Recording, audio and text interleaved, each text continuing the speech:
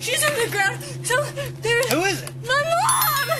This man has just been told that his wife has been murdered. However, he never could have expected that it was his daughter that was responsible. What happened? Your wife and daughter got into an argument. She's going to jail forever. Wife's dead. I was too.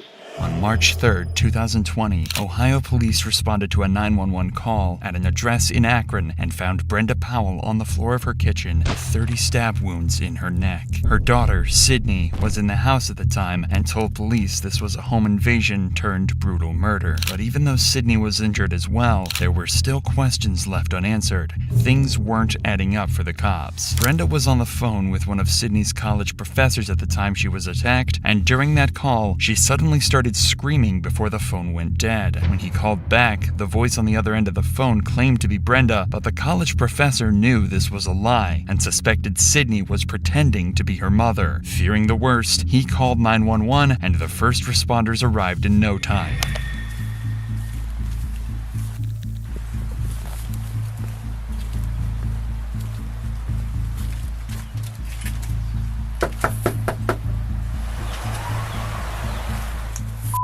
This scream, combined with being called to the location, is enough probable cause for the police to forcefully enter the home. And this is what was waiting for him when he walked inside the house.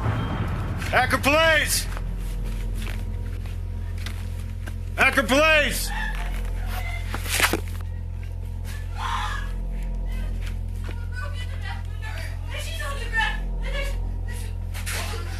Where's your mom at? Okay, stay right here. No, there's so much blood. No, please. Man! She's Never. in Take her. recording now. No. Stop! Hold on, we gotta figure out what's going on. Can you sit down? R9, get that 32 rolling here quick. We got a female down, blood all over the place. Sergeant Smart, you just got a crime scene. Take her outside. You got she's blood all over. I don't even know if she's breathing. Secure the scene. She looks like a 22. She looks like she's been down for a while. There's blood all over the place. There's a knife by her head and stuff like that, and there's a huge pool of blood. No, I think she just walked in on it. There's a broken window in the back, so if you can just put up some crime scene tape. As soon as AFD gets here, they're going to pronounce her, I'm sure. It turns out Brenda hasn't just been stabbed. She's also been hit over the head with an iron skillet, and her injuries are so devastating that her life hangs in the balance. Stop! Hold on, we gotta figure out what's going on. Come on. Is she gonna be okay? Come on. I Come on. You just need to cooperate with me, all right? I want my dad. Huh? I want my dad. What happened? What's going on? What's going on? We heard a bang. We heard a bang. And she told me to get out. And then I heard screaming. So I came back and she was on the ground. Okay, you heard a I ran bang. out back. There was a bang. Someone broken. What is your name? Sydney. Are you cut? I don't think so. Yeah, you're cut somewhere. I don't think so. Yeah, your hand. No, I was helping her. I grabbed her. All right, stop. I grabbed the knife. Yeah. What's going on? I don't know. We just got Dad. I'm the dad. Okay, Sydney. what's- I don't know. Okay. I don't know. Sydney appears to have been injured as well, is suffering from shock, and struggling to hold herself together. Even the arrival of her father, Steve Powell, doesn't calm Sydney down. Police need to lock down the crime scene and try to figure out exactly what's happened. The back window's broken in. So you're gonna have to. Daddy. Officers inside there. So I don't know. There go was check so much the lady in the blood. house. Okay. She's got minor cuts. Inside the house, there's a broken window and the knife used to stab Brenda. But something isn't quite right, as the broken window had blood dripped on the outside of it, leading police to conclude it could have only been broken after Brenda had been stabbed. However, Sydney claimed that the intruder used the window to enter and was broken before the attack, leading to the first of many inaccuracies in her story. Interesting. Somewhere that's not you. Okay, do we know who, where, which way? That is the younger guy. I'm looking through here and I can see pictures. And there's a whole basement set up for what looks. Yep, hey, sorry, I'll call you right back. Bye. All right, let me go report that. Yeah, there's got a man. It's probably her brother. Well, see if we can find out who else lives here. With such a serious case with so many unanswered questions, the cops spend some time talking with homeowners nearby. They have to try and collect as much information as possible, but right now, the only person making any sense is Sydney's father. Okay. Do you live here, sir? Yeah. Okay. That's my wife and there's my daughter. How old's your daughter? She'll be 20 in March. She's 19 years old today. Is she coming out? No, not yet, sir. Just can't hang out. Sydney, can you tell me what happened? Huh? Sydney. Sydney. On its way? Yeah, it's coming. From where? Yeah, that's them right there. I can hear them.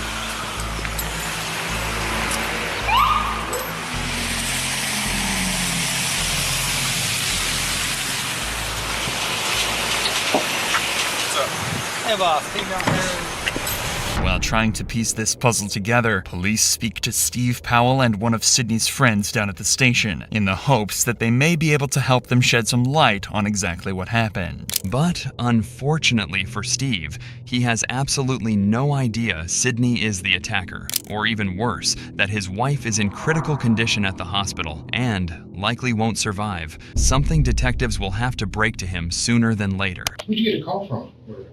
Yeah. Got a call from him, called from me. Oh, okay.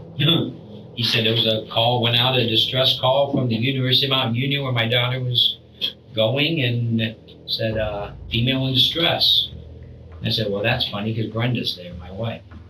So I called Brenda, and it rings and rings on the cell phone, no answer. I call Sydney back, rings and rings and rings, no answer.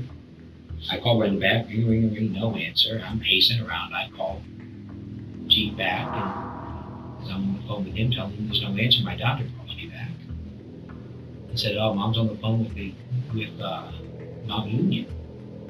I said, well, cops are on the way. And she went, there's been a break-in, and she just started going off. She said, what? She said, there's been somebody broke into the house. There's blood everywhere. She was hysterical and crying. So at first, when you talked to her, she said that your wife was on the phone with Mount Union. Yes. And As soon as I said, cops are on the way, the hysterics started. Is she still attending Mount Union? Well, as far as we knew up until today, yes, but apparently not for the last, I don't know, maybe couple weeks. What Sydney hadn't told her parents was that she'd been kicked out of college weeks before this happened, and had been lying to them ever since. But she did tell her friends, including Lauren, who lived in the same dorm. Now, we understand that Sydney was your roommate at Mount Union? Yes, she was for last year and then this year until she left. And so you've been friends ever since your freshman year at St. B? Mm-hmm. Go over each other's houses, everything like that? Yep. Well, she started off in exercise science freshman year, her first semester, but then she didn't like the classes, so she switched over to psychology and sociology, but then she didn't really like that, so this year she switched to education, and then she didn't like that either, and that's one of the reasons she left, is because she really couldn't find what she liked. I think she struggled in her classes.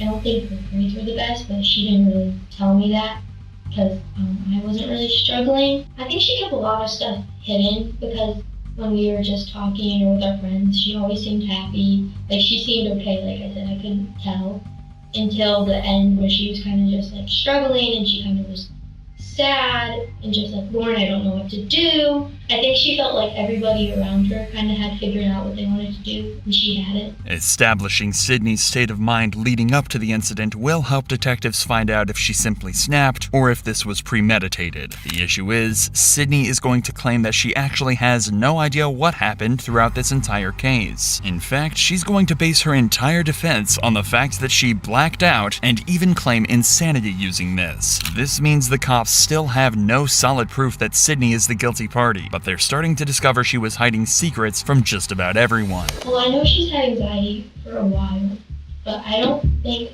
it was this last semester, like starting coming back in January, is when it really started, that she was kind of more like upset because she really didn't know what she wanted to do. My friends and I were worried for her because we didn't know what was going on because she didn't tell us, and Lauren knew something was wrong and tried to help. At first, she had no reason to doubt her and was as supportive as any friend could have been at a time like this. But even Lauren grew suspicious of Sydney's evasive behavior. I could tell she was getting more upset, more sad.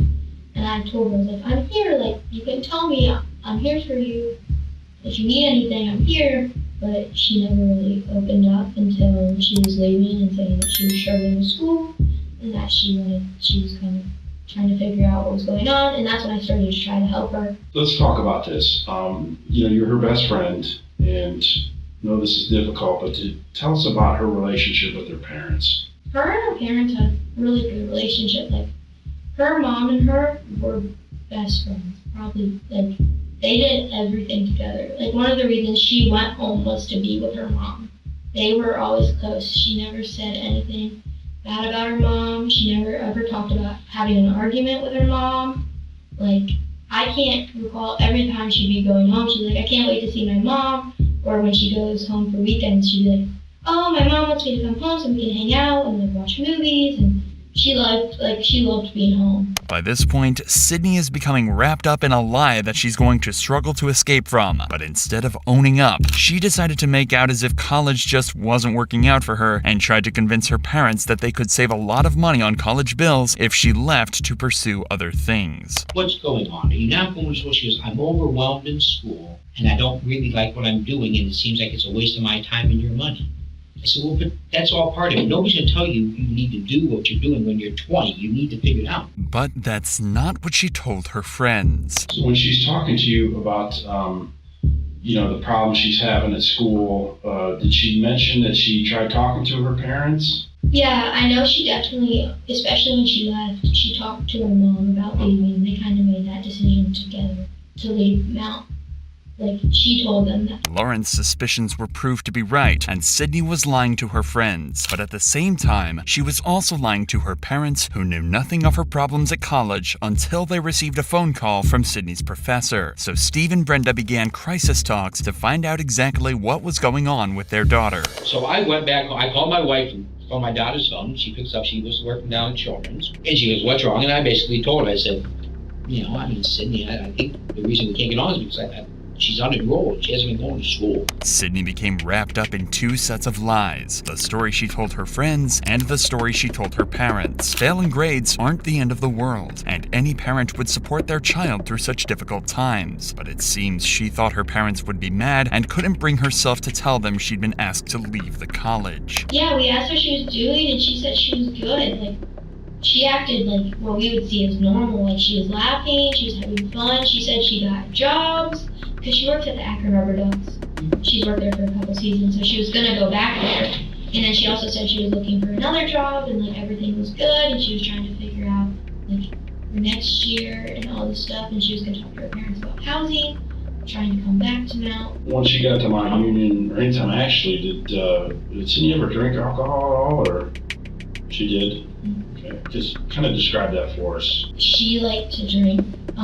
There was an incident in the fall of our freshman year where she drank too much, and she wasn't alcohol poisoned, but she did end up in the hospital. Her mom came and got her at 2 in the morning. Usually after that, her and I were together, and if she did drink, I usually kind of slow her down after I'm kind of her limit because she's small. Detectives suspect Sydney snapped when Brenda was on the phone to her college professor and tried to cover up her lies by silencing her mother forever. The issue is, again, Sydney is claiming that she doesn't remember a thing, but it seems that she made some crucial and careless mistakes that let the detectives pick up the pieces. Sydney grabbed an iron skillet and beat her mother into submission before plunging a steak knife into her neck over 30 times. She then impersonated her mother on the phone and staged a break-in to try and cover her tracks. Were you able to go in the house at all?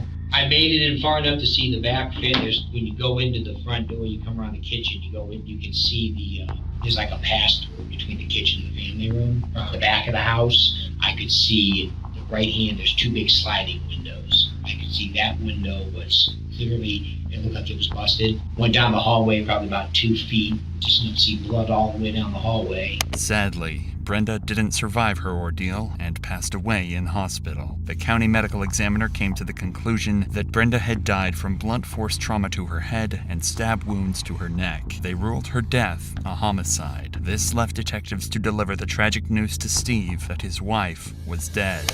Well, not really bad news. Your wife passed away.